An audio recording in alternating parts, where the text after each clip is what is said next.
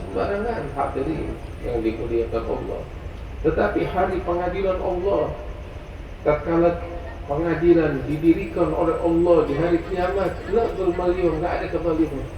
Semua diberikan oleh Allah seadil-adilnya oleh Allah Ta'ala. Hingga di hari itu seseorang kabur dari saudaranya sendiri. Kenapa? Sebab hari itu adalah hari keadilan. Semua saling menuntut untuk selamat dari siksa api neraka, sekalipun tumbalnya saudaranya sendiri, sekalipun tumbalnya penggantinya ibu dan ayahnya sendiri, suami atau istrinya sendiri, pasangannya sendiri.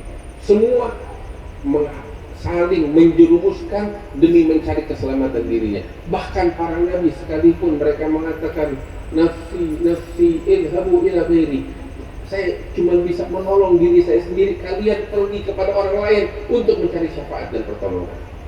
Ini para nabi, kecuali baginda yang agung Nabi besar Muhammad SAW.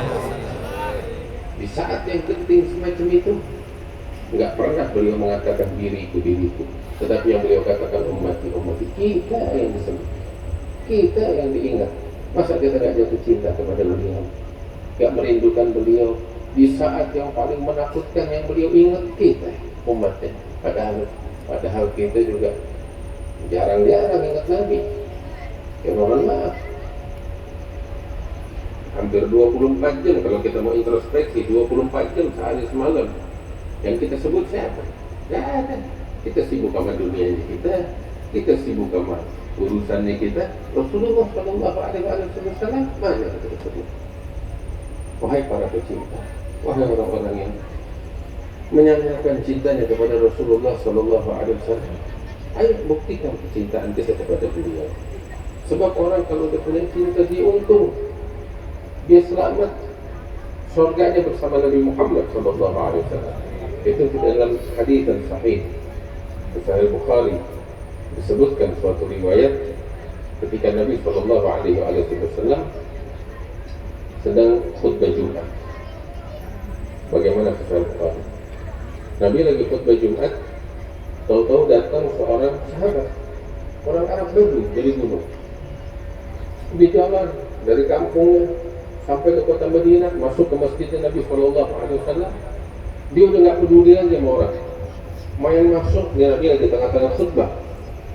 Dia udah nggak lihat orang lagi, melangkahi orang-orang. Sampai diri depannya Nabi SAW, Nabi lagi khutbah nih, tengah-tengah khutbah. Dia udah nggak sadarkan diri lagi nih orang nih, diri depan Nabi langsung motong khutbahnya Nabi. Bayangin.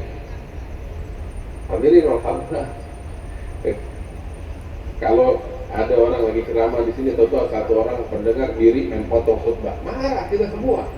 Ini kan kurang ajar, lancang. Ibaratnya kalau kita begitu. Tapi ini dilakukan oleh si sahabat ini, seorang sahabat, seorang Arab Badui dari gunung. Dia lakukan itu. Dia udah datang langkain orang-orang diri depan Nabi. Nabi lagi khutbah Jumat lagi. Dipotong khutbahnya. Mending kalau cuma lagi ngobrol, itu juga nggak akan. Ini lagi khutbah Jumat dipotong. Tapi Nabi nggak marah sama sekali. Kenapa? Nabi memaklumi keadaan orang. Sebab apa? Dia nggak bakal melakukan semacam ini, melainkan ada beban pikiran yang berat yang dia pikul, sampai membuat dia tuh lepas kontrol, nggak sadarkan diri, sampai dia potong khutbahnya Nabi. Berarti kan ada sesuatu yang berat yang dia pikul dalam pikirannya, sampai dia potong khutbahnya Nabi. Padahal kita tahu semua sahabat adalah orang yang paling menghormati Rasulullah, mengagungkan Nabi Muhammad SAW. Tapi kok bisa dia sampai potong khutbahnya Nabi? Artinya ada sesuatu di benak dia, di dalam pikirannya, beban yang sangat berat sekali, sampai dia lepas kontrol, dia lupa diri, dari kampungnya jauh-jauh masuk ke masjid, langkahin para sahabat yang lainnya, diri depan Nabi. Kenapa? Ini udah nggak bisa dibendung lagi di pikiran. Udah nggak bisa dibendung lagi. Apa sih yang menjadi beban pikirannya? Tahu apa katanya? Dia tanya sama Nabi, ini beban pikiran dia tuh yang udah nggak bisa dia bendung, terlalu berat.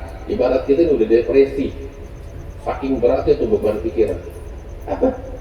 Ditanya, ya Rasulullah, mata sa'ah? Wahai Nabi Muhammad, kapan hari kiamat datang? Sahabat dengar nih orang main potong khutbahnya Nabi lagi khutbah. Nabi lagi tengah khutbah, nggak dijawab. Ada beberapa sahabat ngasih isyarat, duduk. Maka dia duduk mendengarkan khutbah Rasul. Hadirin yang dimuliakan Allah, lihat. Yang jadi beban pikiran orang ini tahu apa? Hari kiamat. Dan kita kalau lihat keadaan kita dan keadaan umat saat ini, yang jadi beban pikiran kita bukan hari kiamat. Yang jadi beban pikiran kita utang, tahu? Masya Allah. Itu yang jadi beban pikiran kita.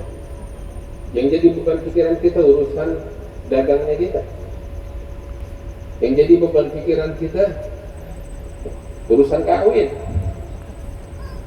Tapi nggak pernah tuh kita berpikir merenung sampai macam kayak sahabat begini.